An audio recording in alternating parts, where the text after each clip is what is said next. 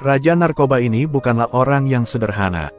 Saat bersantap di restoran, Anda hanya perlu 2 kalimat untuk berhasil mengajak pramusaji bermalam bersama Anda. Setelah selesai bekerja, ia membuat segelas milkshake untuk memulihkan staminanya. Melihat lingkaran hitam di mata itu, Anda bisa tahu betapa menstimulasinya tadi malam. Sedetik yang lalu, dia tersenyum senang melihat pasangannya tidur nyenyak. Sedetik kemudian, FBI bergegas masuk dan memaksanya duduk di meja. Karakter utama kita, Jimmy, tidak hanya tidak kenal takut. Sebaliknya, dia tertawa terbahak-bahak. FBI menemukan sejumlah besar narkoba di rumah tersebut. Senjata panas dan amunisinya juga banyak.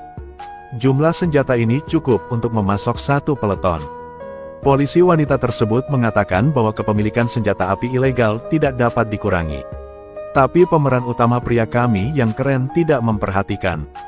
Karena di belakangnya ada tim pengacara yang sangat kuat. Dalam hal ini, hukumannya tidak dapat dikurangi. Pengacaraku hebat. Bisakah mereka menciptakan keajaiban? Intonasi ini mengingatkan saya pada hukuman. Di tempat lain, Jimmy masuk dengan mengenakan pakaian oranye yang cantik. Ayahmu datang ke sini untuk mengunjungimu. Pantas saja pemeran utama prianya begitu sombong. Ternyata dia mendapat dukungan yang sangat kuat di belakangnya. Ayahnya adalah seorang pensiunan polisi. Pada akhirnya, pedang tajam ini condong ke arah organisasi kriminal. Berdasarkan informasi internal, Big Jim mengetahui bahwa polisi ingin Jimmy menyelidiki seluruh keluarga mereka. Dia kemudian memberitahu Jimmy bahwa jika dia awalnya mengaku bersalah di pengadilan, dia hanya perlu menghabiskan 2 tahun penjara. Namun karena kepemilikan senjata ilegal, dia akan dijatuhi hukuman 5 tahun penjara. Jika direformasi dengan baik, hukumannya adalah 4 tahun penjara. Ini merupakan hukuman terendah di antara pedoman hukuman. Jimmy masih memikirkan cara lain untuk melarikan diri. Tapi dia ingat pacarnya menunggunya di luar sehingga dia menyetujui lamaran lelaki tua itu. Terima putusan pengadilan. Apakah itu tidak apa-apa?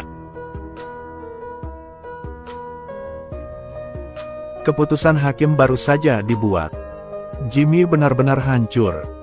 Orang tua itu menipuku. Artinya, selama 10 tahun ke depan dia tidak bisa lagi melihat matahari di luar. 10 tahun? Sialan 10 tahun? Kalian bercanda, kan? Jangan berani-beraninya kamu berbohong padaku. Beomon, sialan, beraninya kau berbohong padaku.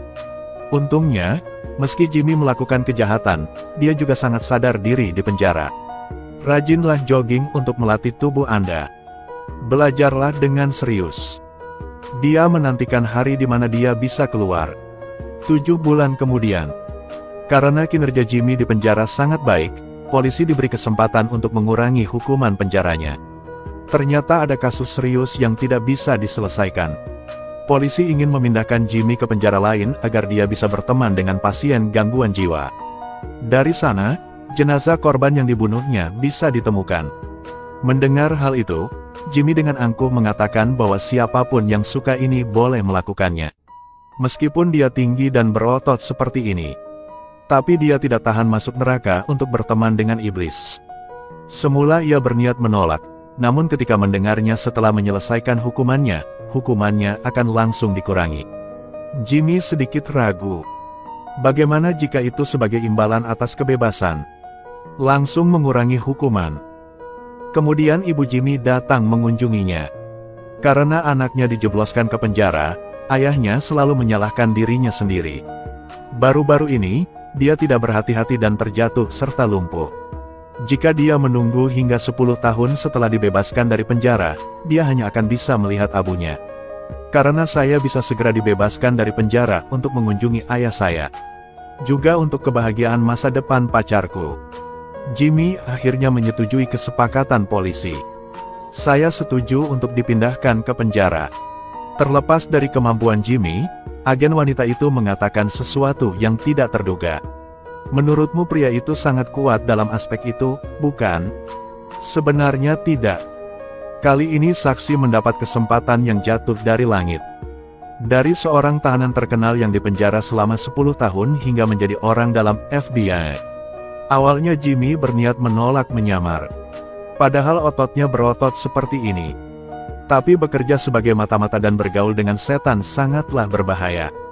Namun karena ingin segera mempunyai kebebasan untuk pulang menjenguk ayahnya yang lumpuh, dia berpikir dengan hati-hati dan tetap memutuskan untuk setuju dengan polisi. Namun agen wanita tersebut menceritakan lelucon yang tidak menyenangkan. "Saya sangat senang ketika Anda setuju untuk bekerja sama.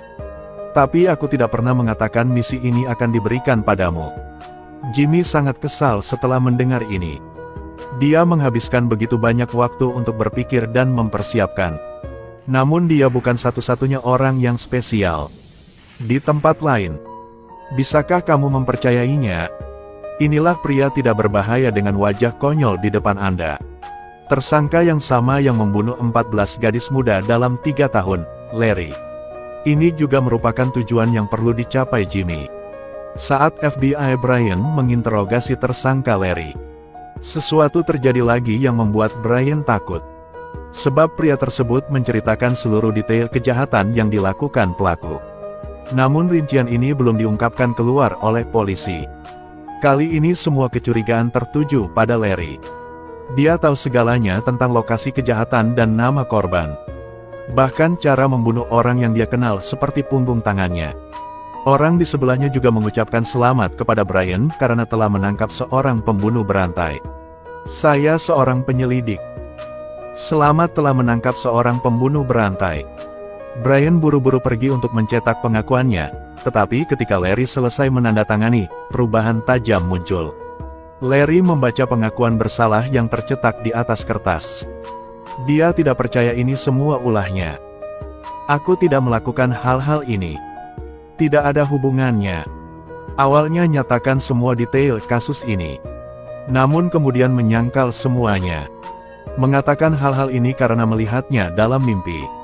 Meski Larry tidak mengakui motif kejahatan tersebut, ia tetap menandatangani pengakuan. Saat persidangan resmi dibuka, semua orang kembali menerima pukulan keras. Hakim mengatakan Larry memiliki gangguan kepribadian dan mudah dipengaruhi oleh pengaruh luar. Pada saat yang sama, ada juga penyakit suka menyenangkan orang lain. Dia bersikeras bahwa dia tidak melakukan kejahatan. Selain itu, dari segi makna, banyak tempat yang tidak jelas. Di tempat Anda menandatangani nama Anda bisa menandatanganinya sebagai simbol dan itu tidak masalah. Namun Larry menuliskan nama lengkapnya. Kasus ini memiliki banyak hal yang mencurigakan. Akhirnya hakim menerima permohonan banding keluarga Larry. Semuanya hampir berakhir. Kini tekanan kembali tertuju pada polisi. Tinggal 1 bulan lagi hingga sidang berikutnya. Artinya dalam sebulan ini, jika jenazah korban kedua tidak ditemukan, Larry akan dibebaskan. Pada akhirnya, apakah pria ini adalah pembunuh sebenarnya? Sekarang kita hanya bisa menunggu sampai Jimmy dipindahkan ke penjara untuk mengetahui kebenaran di balik tirai. Saat aku mengunjungi penjara, tolong anggap aku pacarmu. Cium lidahmu, sentuh pantatku, lakukan apapun yang kamu mau. Episode 3 serial Blackbird benar-benar membuat kaget pemirsa. Tidak mudah bagi Jimmy untuk keluar dari penjara untuk segera menjenguk ayahnya. Mula-mula ada pesaing yang menghentikannya, lalu polisi datang mempertanyakan semangatnya. Jika Jimmy ingin mendekati si pembunuh Larry, dia harus memiliki minat yang sama dengannya. Agen wanita itu menanyakan beberapa pertanyaan kepada Jimmy. Dia menjawab menanyakan apakah dia terlihat seperti seseorang yang tidak menyukai wanita. "Aku mencintai mereka semua." Setelah mendengarnya, Lauren langsung merasa bahwa ini benar-benar anak jebakan. Temui seseorang yang mencintai seseorang. Kemudian dia terus bertanya kepadanya apa yang dia sukai dari mereka. Jawaban Jimmy adalah buku teks. Bahkan kalimat "aku suka kelembutannya" pun terucap. Perasaan memegangnya di tangan Anda membuat mereka tertawa. Ini adalah jawaban yang benar. Pertanyaan selanjutnya terlalu langsung. Payudara besar, payudara kecil, anak-anak harus memilih. Hanya payudara. Saya tidak suka payudara kendur atau putingnya mengarah ke arah berbeda. Saya tidak suka. Oke, Kecuali seksi, payudara bagus, pantat bagus, rambut bagus, Del. Yah, aku tidak peduli dengan rambut. Apalagi yang kamu sukai dari wanita? Interogasi ini membuat Jimmy ingin mengetahui lebih jauh tentang agen wanita tersebut. Kenyamanan saat bersama wanita adalah sesuatu yang tidak bisa diberikan oleh pria manapun. Dan kemudian Jimmy benar-benar bisa menjadi dirinya sendiri. Namun jawabannya bukanlah tentang apa yang akan dia lakukan terhadap wanita-wanita itu. Hadapi pertanyaan selanjutnya dari Lauren. Tidak ada yang tidak dia sukai dari wanita. Jimmy pun dengan jujur menjawab bahwa dia tidak punya. Tidak punya. Interogasi berakhir. Jimmy segera berlari secepat yang dia bisa untuk memanggil ayahnya. Ayahnya terus bertanya tentang keadaan putranya. Jimmy pun tidak menjawabnya secara langsung, melainkan peduli dengan kesehatan ayahnya. Karena dia tahu terakhir kali dia jatuh, separuh wajahnya lumpuh.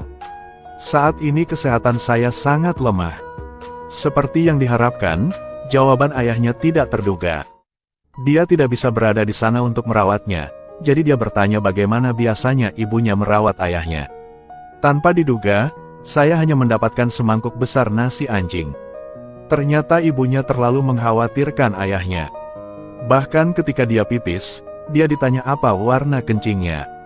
Mendengar hal itu, Jimmy merasa lega. Dia melakukannya dengan benar, Pak Tua. Dengarkan dia. Waktu menelepon Jimmy juga sudah habis. Keesokan harinya dia mendapat kabar baik, audisi telah berakhir. Kamu terpilih. Kebahagiaan datang begitu tiba-tiba sehingga Jimmy tidak sempat bereaksi. Tepat setelah itu, dia berada di pesawat. Orang yang menugaskannya misi itu adalah agen Rus. Dia memberitahu Jimmy secara singkat tentang situasinya terlebih dahulu. Pasalnya kali ini Jimmy mengenakan pakaian kasual. Itu karena dia tidak akan menggunakan statusnya sebagai tahanan yang dipindahkan untuk berpartisipasi. Hanya penjaga penjara dan psikiater yang mengetahui identitas aslinya. Jimmy tidak lebih dari seorang pengedar narkoba kecil-kecilan. Itu sebabnya dia dikirim ke penjara Springfield untuk pengawasan. Agen wanita Lauren mengingatkannya untuk tidak melakukan kontak dengan pembunuh Larry terlalu dini.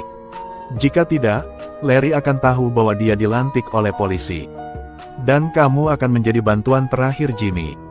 Saat dia datang mengunjunginya di penjara, dia akan berpura-pura menjadi pacarnya, jadi dia tidak perlu khawatir. Saat kita bertemu tidak perlu terlalu memperhatikan, kita bisa melakukan apapun yang kita mau. Setelah mendengar ini, Jimmy menjadi sangat tertarik. Katakanlah Anda ingin berlatih. Sungguh, tidakkah orang ini tahu bahwa bahaya akan menimpa kepalanya? Apakah kamu ingin berlatih dulu sekarang?